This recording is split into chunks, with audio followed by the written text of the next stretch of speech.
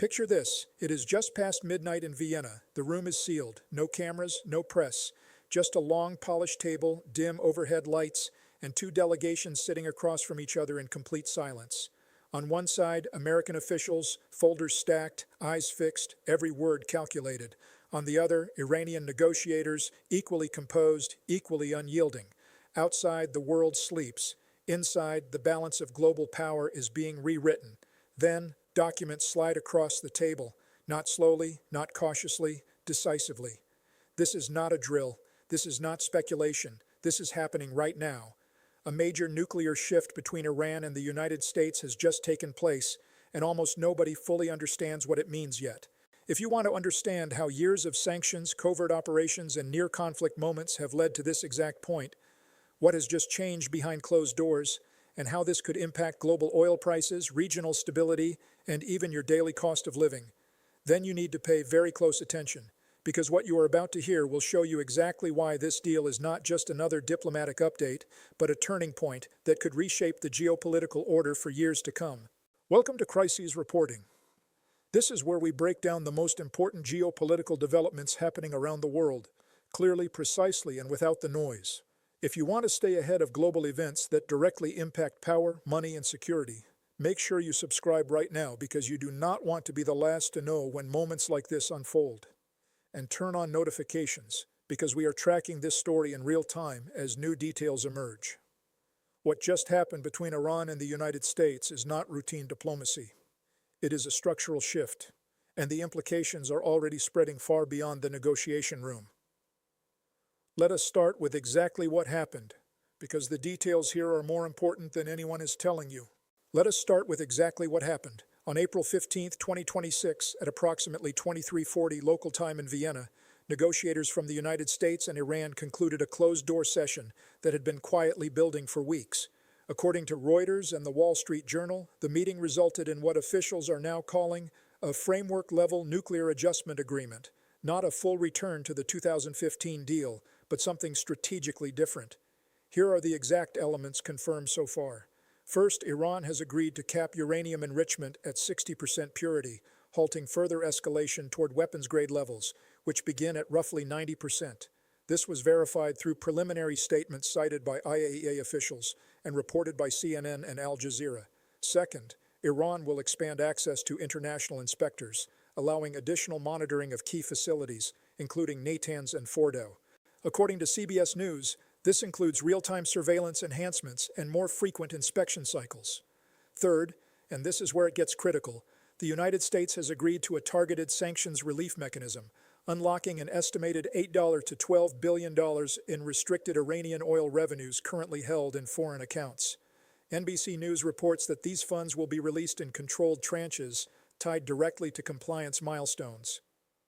Fourth, both sides agreed to establish a 72-day review window, during which compliance will be monitored before any broader agreement is negotiated.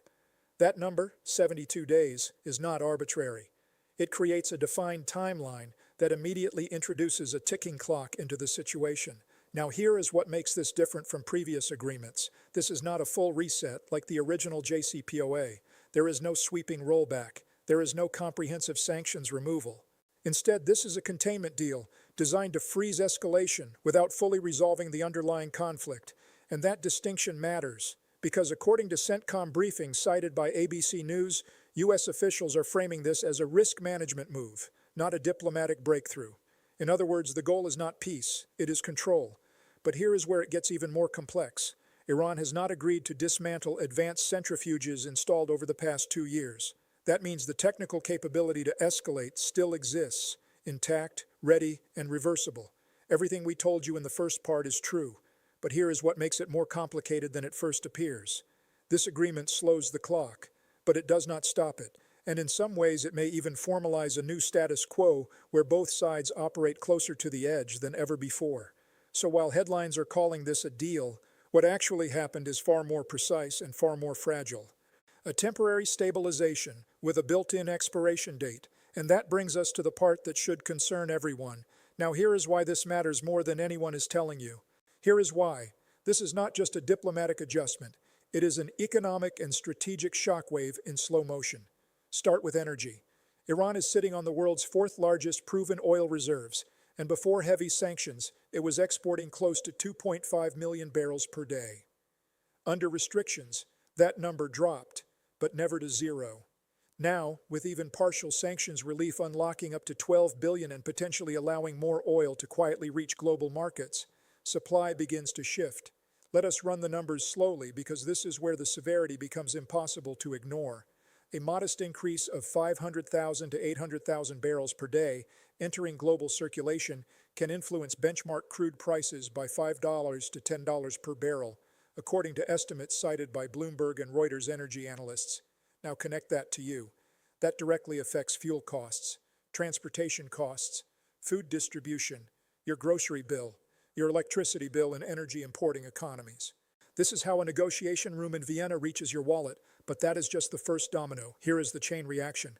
Sanctions relief, increased Iranian liquidity, stabilized Iranian economy, reduced internal pressure, stronger regional posture, and that last point matters more than anything, because a financially stabilized Iran has more room to maneuver across the Middle East, whether through regional alliances, proxy networks, or strategic positioning in places like Iraq, Syria, and the Persian Gulf. But here is where it gets even more serious. Let us talk about the Strait of Hormuz. Roughly 20% of the world's oil supply passes through that narrow waterway. Any perception that tensions are cooling, even temporarily, reduces immediate risk premiums in global shipping and insurance markets. But the opposite is also true. If this deal fails, those premiums spike instantly. Shipping costs rise, oil prices surge. Markets react within hours, not days. Time is not on their side. Now let us zoom in for a moment. One tanker, one route, one decision. A shipping company executive deciding whether to send vessels through the Strait of Hormuz is not thinking in political theory. They are thinking in risk percentages, insurance rates, and worst-case scenarios. This deal changes those calculations overnight, but here is where it gets deeper and far more uncomfortable. This agreement may actually normalize a higher baseline level of nuclear capability. Iran is still enriching at 60%. That is not a rollback. That is a ceiling, and ceilings can be raised. This means the world may be quietly adjusting to a new reality where Iran operates permanently closer to weapons-grade capacity than ever before, without triggering full-scale confrontation. And that has long-term consequences for regional rivals like Saudi Arabia, for Israel's security calculations, and for global non-proliferation norms that have been in place for decades.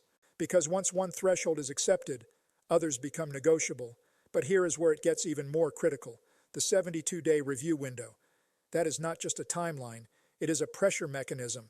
Every single day inside that window becomes a countdown. Compliance checks, intelligence monitoring, political reactions. And if anything breaks, the entire structure collapses instantly. The clock is ticking. And that brings us to a dimension of this story that most coverage is completely overlooking. Here's the dimension of this story that most coverage is not paying attention to. And it could be the most important factor of all. This is not just about uranium levels, sanctions relief, or oil markets. This is about time, strategic time, political time, survival time. What most analysts are missing is that both the United States and Iran are not negotiating toward a final resolution. They are negotiating to buy time for entirely different reasons. Let us break that down. From the U.S. perspective, this agreement creates breathing room in a moment of overlapping global pressures. According to reporting from CNN and the New York Times, Washington is simultaneously managing tensions in Eastern Europe, Indo-Pacific competition, and domestic economic concerns, heading into a volatile political cycle. This is not just about Iran. This is about bandwidth. By freezing escalation, even temporarily, the U.S. reduces the probability of a sudden Middle East crisis that could spike oil prices, destabilize allies, and force a military response. In simple terms, this deal buys Washington time to focus elsewhere.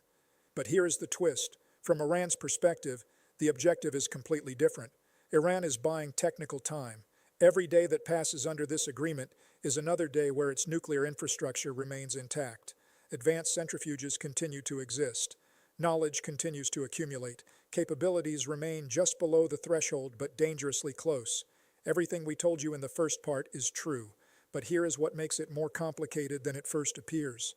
This deal does not pause Iran's long-term trajectory. It protects it.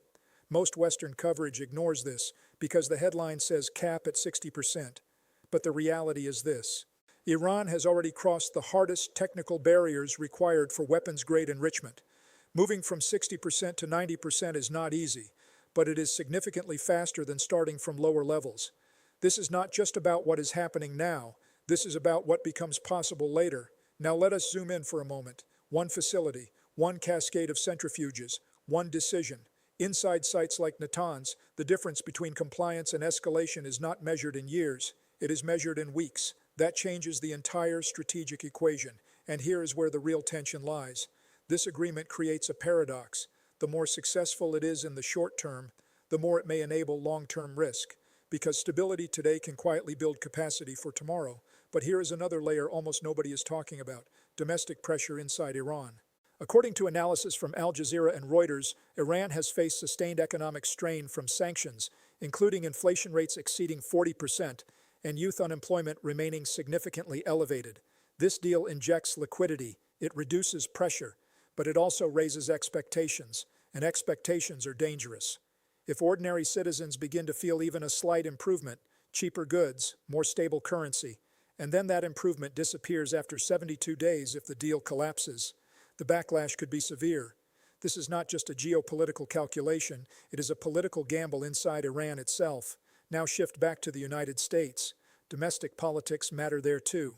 With growing scrutiny over foreign policy decisions, any perception of concessions to Iran becomes politically sensitive. That means Washington is operating under its own internal clock, one driven by public opinion, media cycles, and electoral timelines. So both sides are racing against different clocks. Iran's clock is technological, America's clock is political, and the 72-day window forces those clocks to collide. This brings us to a deeper truth. This is not a solution. This is synchronization, a temporary alignment of interests where both sides need time for completely different reasons. And when that alignment breaks, everything moves fast, faster than markets, faster than diplomacy, faster than most people are prepared for. And that brings us to what this actually looks like on the ground. Because the military dimension of this situation is where the real risks begin to emerge. Now let us talk about what this actually looks like on the ground. Because while diplomats are negotiating in Vienna, military planners are preparing for the exact moment those negotiations fail. Start with the United States. According to CENTCOM updates reported by ABC News and NBC News, the U.S. maintains a continuous rotational presence in the region, including F/A-18 Super Hornet squadrons, F-35 stealth fighters, and long-range B-52 strategic bombers capable of rapid deployment from forward bases. At sea, assets like the USS Dwight D. Eisenhower Carrier Strike Group have operated within range of the Persian Gulf, supported by guided missile destroyers equipped with the Aegis combat system, designed to intercept incoming threats including ballistic missiles. On the ground, U.S. bases in Qatar, Bahrain, and the UAE provide logistical depth, surveillance coverage, and rapid response capability. These are not symbolic deployments, they are operational. Now look at Iran. Iran does not match the United States in conventional power, but it does not need to. This is where asymmetric warfare comes into play. Iran's Islamic Revolutionary Guard Corps, IRGC, has developed a strategy built around speed, saturation, and unpredictability. We are talking about thousands of short and medium-range ballistic missiles, swarm-capable fast attack boats in the Persian Gulf, advanced drone systems, including loitering munitions, coastal defense systems positioned along the Strait of Hormuz. This is not about winning a traditional war. This is about making any conflict extremely costly. Now let us visualize this. A narrow waterway, heavy tanker traffic, multiple small fast-moving vessels, drones overhead, missile batteries along the coastline. In that environment, even a minor miscalculation can escalate instantly, and that is not theoretical. According to historical incidents cited by Reuters and the Wall Street Journal, encounters between U.S. naval forces and Iranian patrol boats have repeatedly come within seconds of escalation over the past decade. Now add one more layer: proxy networks. Iran's strategic reach extends beyond its borders through aligned groups in Iraq, Syria, Lebanon, and Yemen. These groups can apply pressure without triggering direct state-to-state confrontation. That creates multiple flashpoints, not one battlefield, many. But here is where it gets even more dangerous. Let us zoom in again. One radar signal misread, one drone misidentified, one commander making a decision in under 10 seconds. That is how escalation begins. Because in a high-tension environment, reaction time shrinks dramatically. Now contrast the two sides. The United States relies on overwhelming precision, advanced technology, and layered defense systems. Iran relies on volume, dispersion, and unpredictability. Two completely different doctrines, both dangerous and both fully active right now. But here is the part that keeps military strategists awake at night. The worst-case scenario is not a full-scale war. It is a limited escalation that spirals uncontrollably, a strike, a response, a misinterpretation, another strike, and suddenly, regional actors are pulled in, oil routes are disrupted, markets react, and diplomacy struggles to keep up with events moving in real time. This is the environment in which this agreement exists, not stability, controlled tension, and that brings us to a second player watching all of this unfold, one whose economic exposure may be greater than either the United States or Iran. Let us pull the camera back because there is a second player whose stakes may ultimately exceed everyone else, China. And here is the number that changes everything. China imports roughly 10 to 11 million barrels of crude oil per day, according to data from the International Energy Agency and reporting by Reuters. A significant portion of that supply flows through the Middle East, and critically, through the Strait of Hormuz. That means any instability between Iran and the United States is not just a regional issue for Beijing, it is a direct economic vulnerability. Now connect the dots. If this agreement holds, even temporarily, it stabilizes energy flows and keeps prices relatively contained. That supports China's manufacturing base, export competitiveness, and domestic economic stability. But if this deal collapses, oil prices spike, shipping routes become uncertain, insurance costs surge, and China absorbs that shock immediately. This is not theoretical. This is arithmetic. But here is where it gets complicated.